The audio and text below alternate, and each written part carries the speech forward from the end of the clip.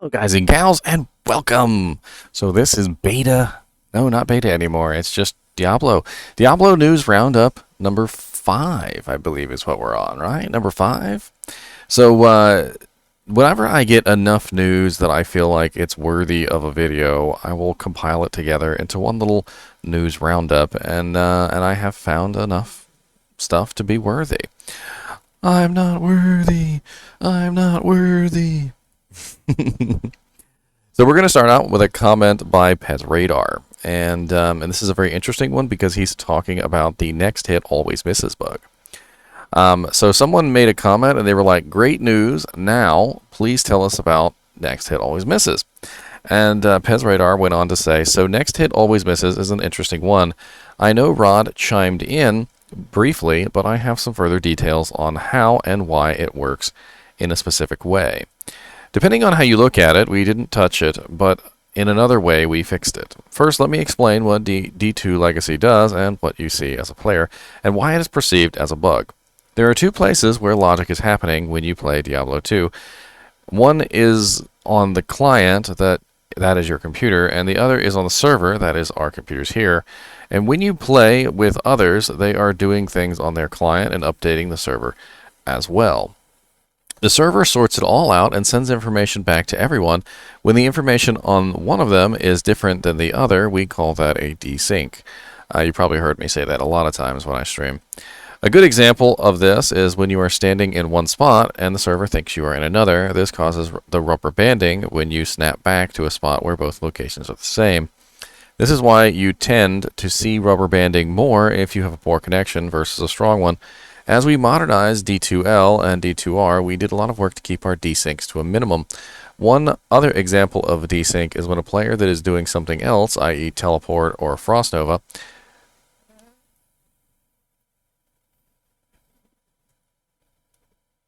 takes a hit.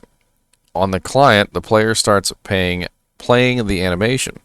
Attacks and other abilities don't actually occur on the first frame of animation. They will occur at a later point in time with the teleport. You'll start to see the lightning form, but the actual translocation of your character doesn't occur till later in the animation cycle. If you were to get hit while you were playing the animation, you would get knocked out of the ability and it would be cancelled. In Diablo 2 Legacy, it was common for you to see the animation continue for much longer than it should have. This then caused it to look like your next ability missed because what the client saw and what the server saw were two different things. The client would then reject any successful abilities because it knew you were still in the get hit state. However, as a player, the client had become desynced and let the animation continue.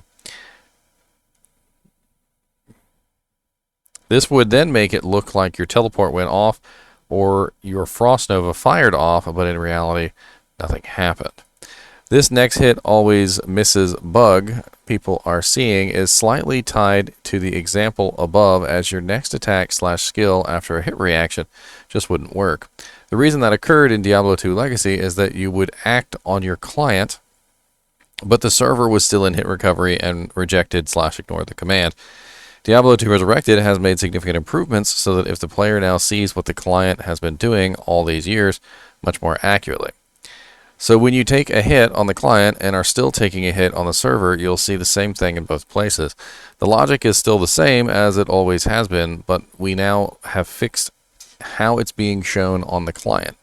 I think feedback post-launch will be important to see and hear from everyone regarding this.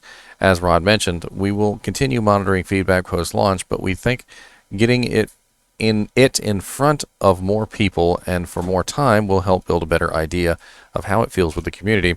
Sorry for the lengthy post here, but it's a fascinating topic for sure and is tied to many other things as well. So here we have a rather interesting sort of, I don't want to say confirmation, but a rather interesting note by pezradar that essentially we were looking at a bug which may have indeed be fixed. So that's nice. I'm definitely hoping that that's the case. I did play a lot of beta and it didn't feel like the bug was completely gone, but diminished might be a term. Next on the list, we have an update to something that I have brought to you guys' attention already. And this is the post by pezradar about the Diablo clone. So as you can see here, he was commenting on the Diablo clone, and he says single player is 1 Soj. So if you don't know, you have to sell Sojas to the NPC to trigger Diablo clone. With the recent comment essentially about them making all of the ladder and ladder only events available in ladder, non-ladder and single player, people were curious how many Sojas it would take to summon Diablo clone in single player, and he replied that it would take 1 Soj. He also replied that Battle.net is the same range as prior, which is around 75 to 120. And then he went on to edit this post later. Now, this is something that we had not seen before. And he said, I should note that these values are not approximate and can change in the future. Not really sure exactly what that means, other than, hey, we're looking into making the number less if we need to. I guess they're kind of doing a wait and see approach. I guess they want to see if the duping in the community is still as bad as it was before.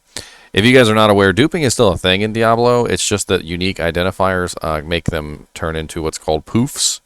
So because you have before, when you duped an item, the 2 items did not have unique identifiers. So this item and this item were essentially the same in every single regard. However, when they added unique identifiers, what they did was they created a little string of code so that each item would have its own unique signature. And then they would then compare this unique signature to other items, and as long as the signatures did not match, they were not dupes.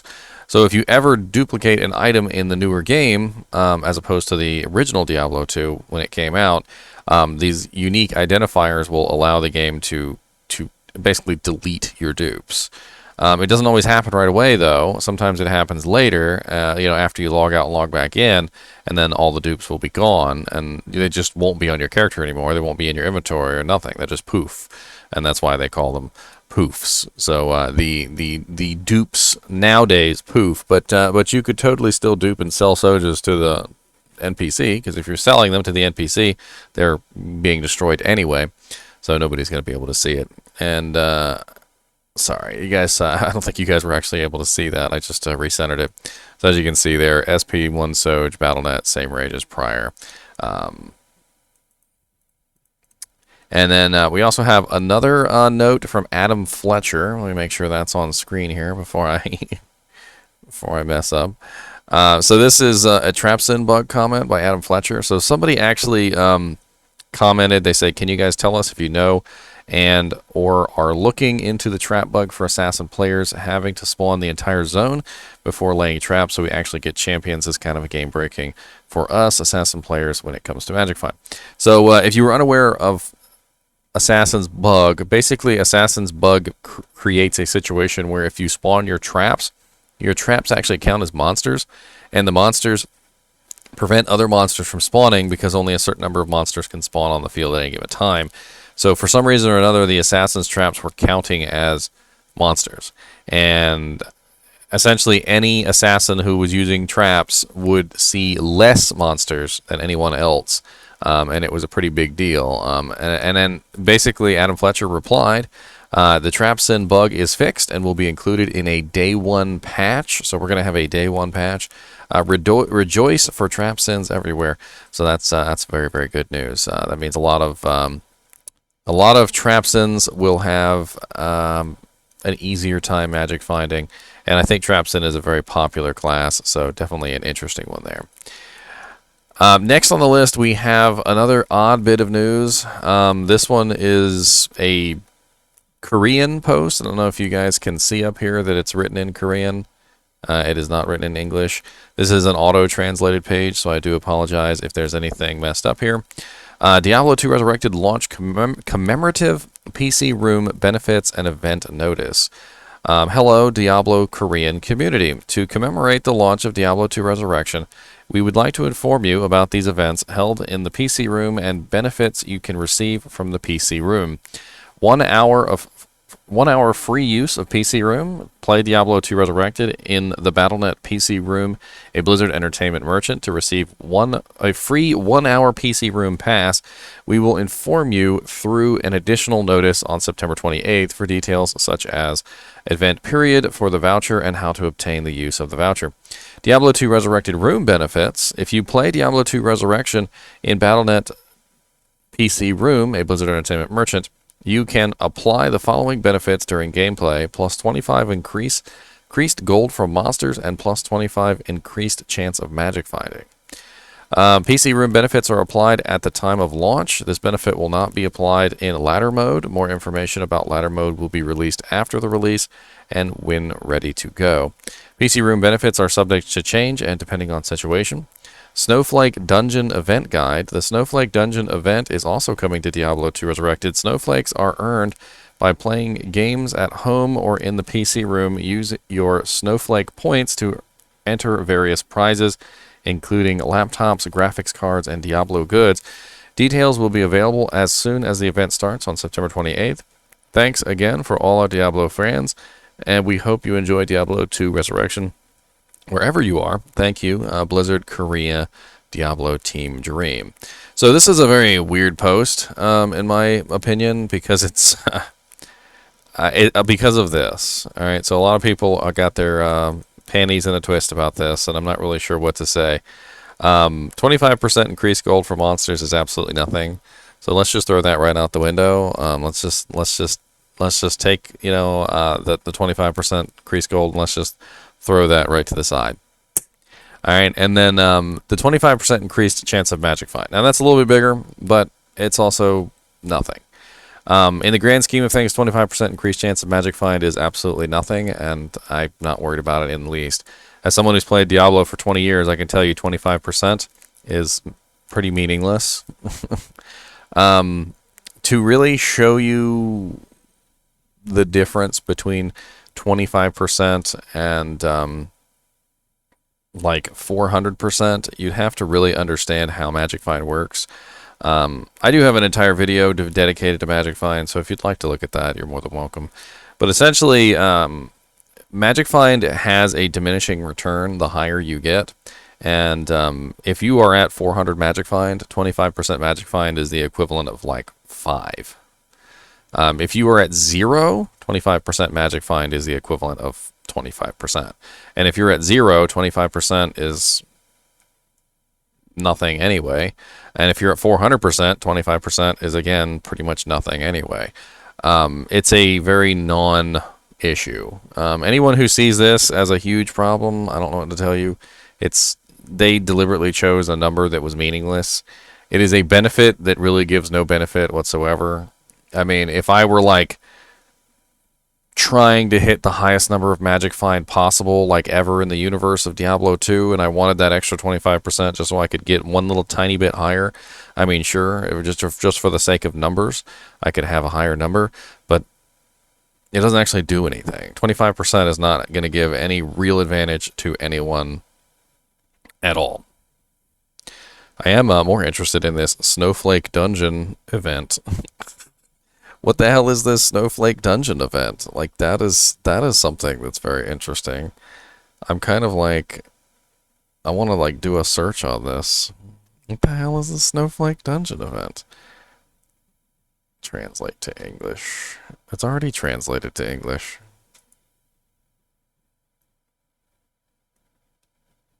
The Snowflake Dungeon event. I wonder if there's any images. There probably isn't. All right, so that leaves us with our last piece of information, and it's a very interesting piece of information. So I hope you'll join me in this one. So we haven't gotten much information on the Nintendo Switch. We really have not, and the only information really we've gotten so far is that number one, the Nintendo Switch is still coming. The version is still coming, and number two, we've got information that the player count will be limited to 4, which is really odd. However, you can preload the Diablo 2 Resurrected onto the Nintendo Switch now, and on top of that, there are some screenshots available. So we're going to go over those screenshots real quick, and like analyze each one of these and really take a look at them.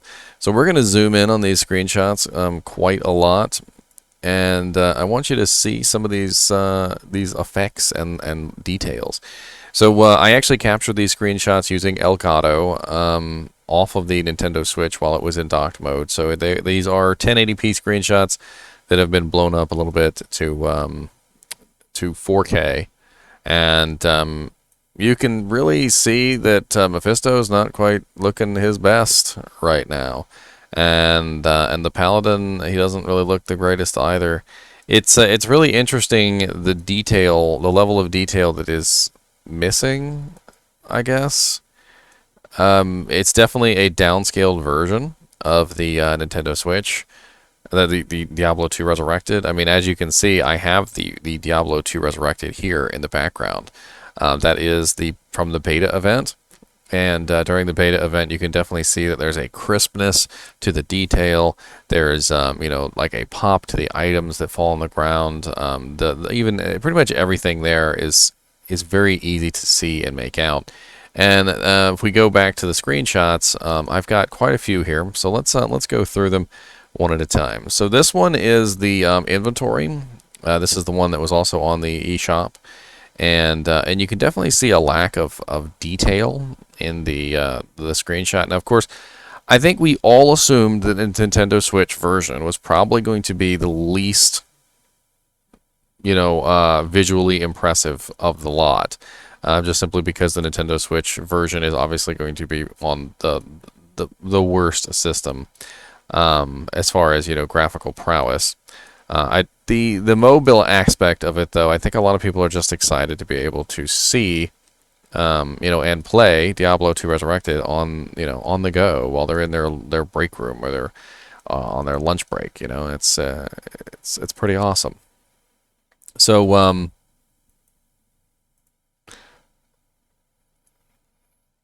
really, I just wanted to show these off. I think it's a good idea. There's nothing wrong with a little bit of knowledge, and I feel like they've been hiding the Nintendo Switch version from us. They're like, no, you cannot see the Nintendo Switch version. How dareth you? So this is number 3, and screenshot number 3 is of a barbarian who is in the sewers, and I mean, the UI looks kind of crisp, but the game itself seems to be rendered in a very low resolution. I'm not sure exactly what resolution it's being rendered in, but it's pretty low.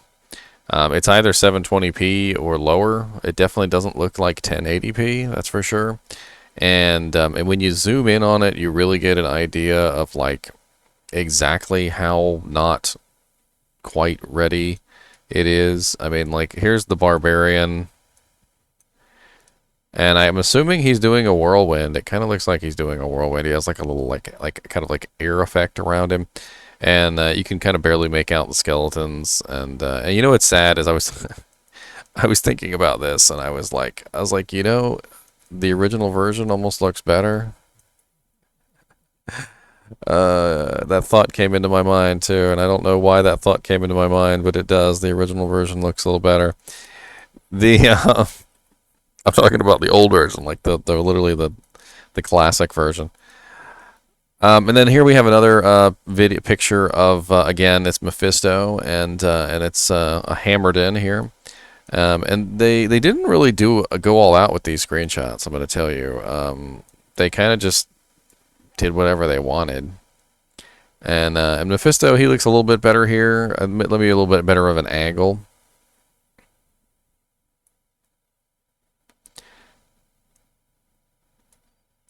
And let's see. Let's go to the next one. I do have a sorceress here, I think, is the next one. Yes, a sorceress using a fireball spell. And this one's very interesting because you got like the tendrils going through the ground. You got the waypoint nearby. Very very low poly count there. Very low res. The fireball coming out obviously doesn't even look the greatest. These guys look okay. They look all right. Definitely interesting from a perspective of getting a game to run on an older system. I think most of us are just going to be excited to play. I don't even think we care. Like I'm looking at these and I'm not really too worried about the quality of these images because that's not why I'm buying the Nintendo Switch version. I'm buying the Nintendo Switch version specifically so that I can play on the go, and if this is what I get, then this is what I get. As long as it plays. Now this is the Necromancer, and it seems to be that he's in the palace. So as you can see, we've got a good look at the blood golem there. So the blood golem, he looks a little ragged. And they didn't really put any armor on the Necromancer or anything, so he doesn't look fancy. And I'm assuming that's a bone spear. It looks very similar to the bone spear mechanic. And I guess that's the Necromancer's skeletons because they're moving away from him. And then in the darkness there on the edges is like one of the monster skeletons. I mean, it's the first tidbit of information that we've actually managed to get on the Nintendo Switch version. They haven't really shown us anything. Now, of course, these might not be Nintendo Switch screenshots, but at the same time, why would they post these on the eShop for us to see if they weren't Nintendo Switch screenshots? You know what I'm saying? So, so these must be Nintendo Switch screenshots, and because they are the NS screenshots, we're just gonna have to assume that they are representing the game exactly as it currently is. I certainly hope that there are some alternate settings, like a docked mode setting, a non-docked mode setting, perhaps maybe even a performance setting. Who knows? I guess we'll see. You know, in the Nintendo Switch version, you know, since we can preload it now, and since we can actually, you know, see these screenshots pre-order. I was worried for a little while because they didn't put it up on the eShop. Like they didn't even have it on the eShop for the longest time. And then finally it popped up there for pre-order, and I was like, why did it take so long just to put it up there for pre-order? I don't know. Well, anyway, as always, I do appreciate you guys and gals watching these videos, and join me for the countdown. I'm doing a countdown all the way up till September 23rd. Every single day we're going to be exploring something new. I already have a couple of those episodes up on YouTube. You know, join me for the countdown, and let's celebrate some Diablo while we're waiting on Diablo II Resurrected to drop. And thanks for watching.